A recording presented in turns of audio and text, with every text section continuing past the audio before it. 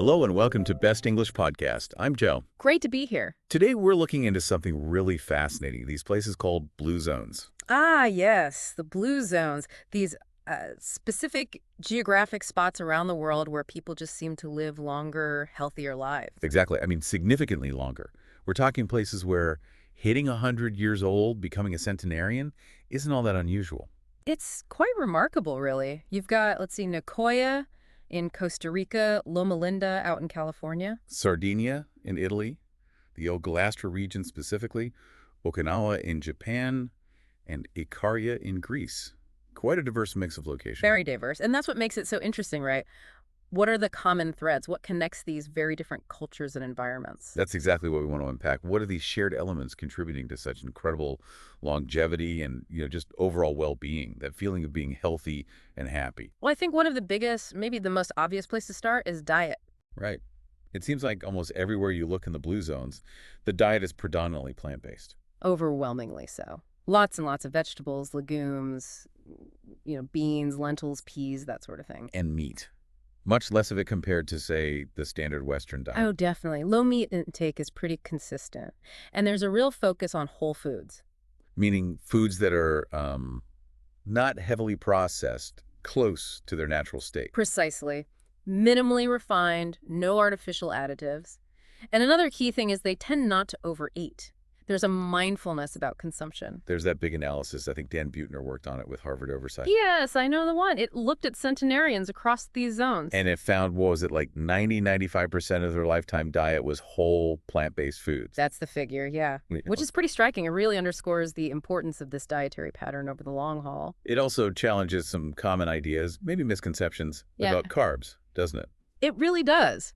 Because people hear carbs and often think bad, but these diets are often rich in complex carbohydrates. So not the sugary drinks and white bread type of carbs. Exactly. Not the simple carbs that spike your blood sugar. We're talking about the carbs you get from whole grains, beans, vegetables.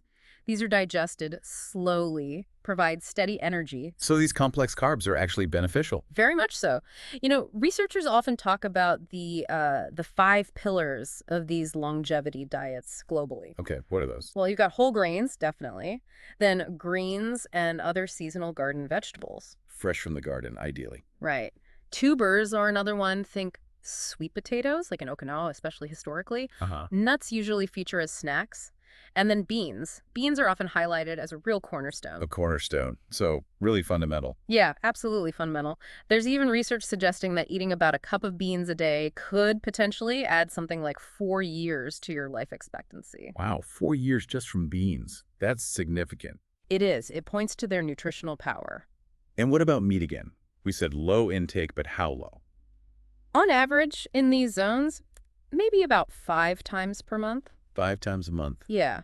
And usually it's smaller portions, often part of a celebration or a special meal, not an everyday staple. That's drastically different from, say, the average American consumption, which is, hundreds of pounds a year? Exactly. It's a completely different approach. And this lower meat intake likely benefits their metabolism, helps keep things running smoothly. And probably reduces the risk of certain diseases. Stands to reason. Plus, these plant-heavy diets are packed with antioxidants. The things that protect our cells from damage. Right. And they're consistently linked with lower rates of cardiovascular disease problems with the heart and blood vessels. So the diet piece is huge. Absolutely huge. Okay, so beyond diet, what's another major factor? Movement seems key. Yes, but maybe not in the way we typically think about exercise today. You mean they're not all hitting the gym for an hour every day? Generally, no. Their physical activity is more integrated into their daily lives. It's natural movement. Like what? What kind of things? Living in hilly areas, for instance. Just getting around requires effort, physical exertion. Gardening is a big one in many zones. Right, that involves bending, lifting, being outdoors. Tending animals, walking places instead of driving everywhere. It's built into the environment and the lifestyle. There's research on walkable neighborhoods, isn't there? Showing people are more active? Yeah, something like 20% more active if the neighborhood encourages walking. It makes a difference. Which contrasts sharply with more sedentary lifestyles, where people spend a lot of time sitting. Unfortunately, yeah. You hear terms like the U.S. being a nature-deficient nation in some ways, where activity levels are low for many. So in blue zones, the terrain itself, the landscape, kind of encourages movement. It often does. It's just part of how they live. No special effort required. It just happens. Okay, diet, natural movement. What about the mental and emotional side? Ah, also crucial. A strong sense of purpose comes up again and again. Like the Okinawan concept of ikigai. Exactly. Or plan de vida in Costa Rica. Yeah. Having that reason to get up in the morning. A direction in life. Yes. That, combined with effective ways to manage stress, because life everywhere has stress, seems really important for longevity. And community. Social connection. Hugely important. Feeling like you belong, whether it's through family, faith, or other groups, helps support healthy habits. It's amazing how powerful connection is. I read somewhere that having just like 3 close friends could add years to your life. Potentially quite a few years, maybe 8 or so, according to some studies, possibly more impactful than taking certain supplements even. Wow. That really says something. It does. And sadly, in many places, that deep social connection seems to be weakening. More screen time, more time in cars, less face-to-face interaction. That seems to be part of the trend, which makes traditions like the Okinawan moai even more interesting. It's basically a committed social support group, a circle of friends who are there for each other for life. It provides that close-knit community fabric. That sounds incredible. Like built-in support. It really is. It fosters that sense of belonging and mutual reliance. Okay, so we have diet, movement, purpose, community. What about sleep?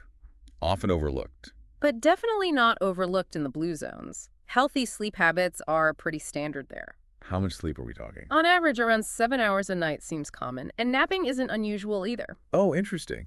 Little siestas. Yeah, short naps, maybe up to 30 minutes or so. It seems they really listen to their bodies. So avoiding extremes, not too little sleep, but not necessarily like 10 hours either. Just consistent, good quality sleep. Exactly. Regular habits around sleep seem to contribute significantly to their overall health. Are there any other maybe more unique cultural factors that stand out? Well, in Sardinia, there's apparently a strong tradition of good-natured humor. Right. A lot of friendly teasing or ribbing. Really? How does that help? It's thought to be a kind of social currency. It strengthens bonds, diffuses tension, keeps connections light and positive. Huh. Laughter's medicine, maybe? In a social sense, perhaps. Another thing is the profound respect for elders. Ah, yes. They aren't sidelined, are they? No, quite the opposite. They stay active, involved in family and community life.